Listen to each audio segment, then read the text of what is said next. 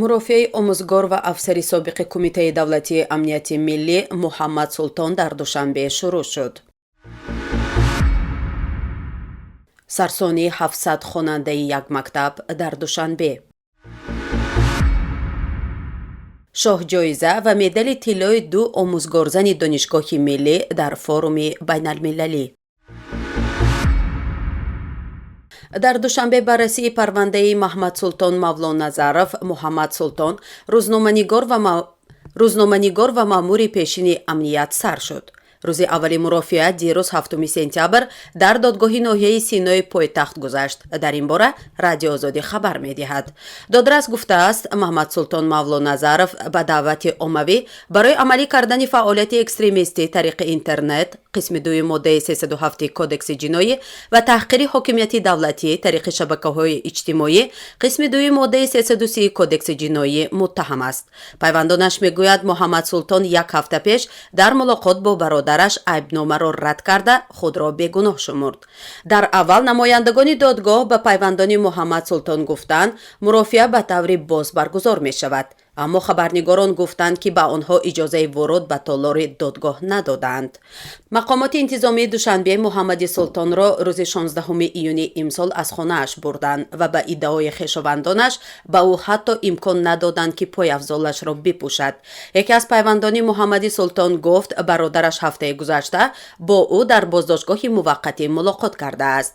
Муҳаммад Султони 72-сола, маъмури пешини амният, дар солҳои 70 дар рӯзномаи Комсомоли Тоҷикистон кор кардааст. ӯ солҳои охир дар саҳифааш дар Фейсбук фаъолияти мақомоти Тоҷикистон, аз ҷумла Кумитаи давлатии амнияти миллӣ ва роҳбарони онро танқид мекард.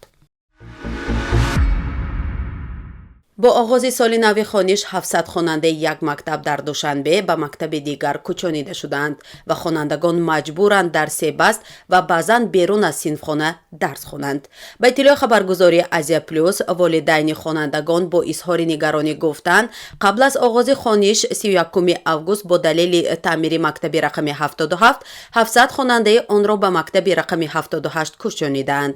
дар сарраёсати маорифи шаҳри Душанбе кӯчонидани 700 хонандаи мактаби рақами 77ро ба муассисаи рақами 78 тасдиқ карда гуфтанд, танҳо дарсҳои хонандагони кӯчидашуда ба 3 баст тақсим гардида, соатҳои дарсии онҳо аз 45 дақиқа то ба 30 дақиқа кам карда шудааст. гуфта мешавад, мактаби рақами 77 дар давоми соли таҳсил таъмир гардида, дар соли хониши оянда ба истифода дода мешавад. хабаргузорӣ менависад, дар соли нави хониш ин нахустин эътирози волидон аз мактабу маорифи кишвар набуда, чанд рӯз пештар беш аз 40 нафар сокинони шаҳри Душанбе аз шеваи қабули мактаби русӣ дар маҳалли Зарафшон шикоят карда буданд. то ҳол маълум нест, ки мушкили шикояткунандагон ҳалли худро пайдо кардааст ё хайр. 2 омӯзгори донишгоҳи миллии Тоҷикистон, ки дар форуми байналмилалии занони ихтироъкор дар шаҳри Сеули, Кореяи Ҷанубӣ ширкат карданд, бо шоҳҷоиза ва медали тилло баргаштанд. устодони факултаи химия, номзадҳои илмҳои химия, доцентон Саврибегим Ёрмамадова ва Муқаддас Қурбонова дар 15-уми форуми байналмилалии занони ихтироъкор дар шаҳри Сеули, Кореяи Ҷанубӣ иштирок намуда ба ин ҷоиза даст ёфтанд. форум аз 24 то 27 август баргузор шудааст. ихтирооти устодони донишгоҳи миллӣ дар самти истифодаи пайвастҳои комплексии рӯҳ, ҳамчун маводи доруворӣ зидди бемориҳои ғадуди сипаршакл ва истифодаи хуллаҳои алюминӣ бо берилӣ дар саноати мошинсозӣ дар нишастҳои омӯзишӣ миёни мутахассисони сатҳи байналмилалӣ баррасӣ, ноил ба шоҳҷоиза ва медали тилло шуданд. бонувони ихтироъкор дар ин чорабинии донишгоҳ бо иштироки муовини сарвазири кишвар Матлубахон Сатториён ва ректори донишгоҳ Қобилҷон Хушвақтов қадрдонӣ шуданд.